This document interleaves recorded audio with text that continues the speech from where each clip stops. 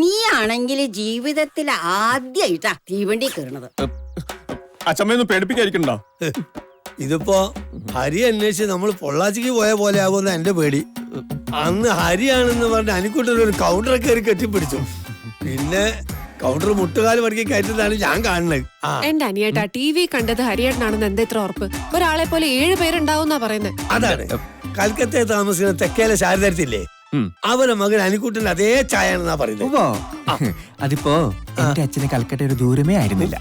പഠിച്ചുകൊണ്ടിരുന്നപ്പോ ഹിന്ദിക്ക് 10 mark തികച്ചും മേടിക്കാത്ത ചെക്കനാ ഇവൻ.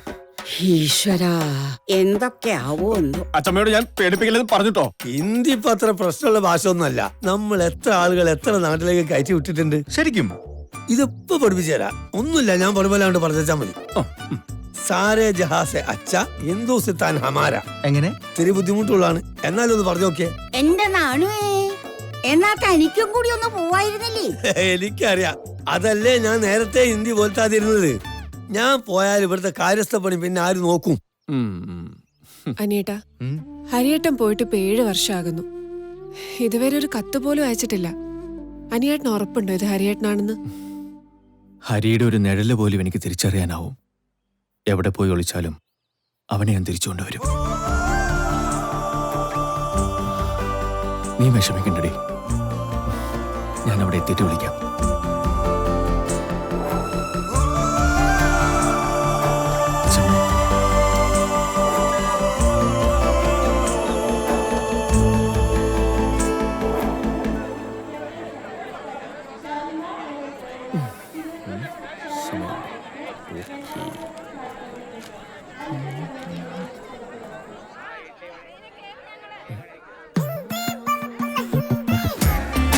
മലയാളം ഹിന്ദി ഭാഷാ സഹായി.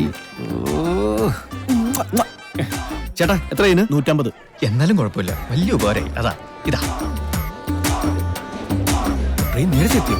ചേട്ടാ വേഗം വേഗം, ആദ്യം കയറി സീറ്റ് പിടിക്കണം. സോറി, ഞാനൊന്ന് കയറിക്കോട്ടെ.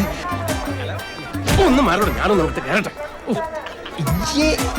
അയ്യോ വണ്ടി വിട്ടു, ഒന്ന് മാറോ. ചേട്ടാ പോലെ കഴിഞ്ഞോ? ഇനി ആരുമില്ലല്ലോ.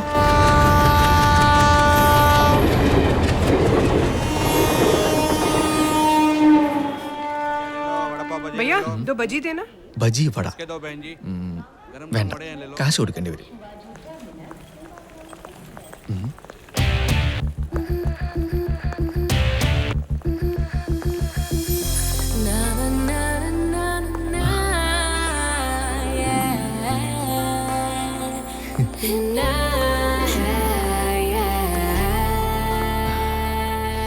അമ്മേ കമ്പി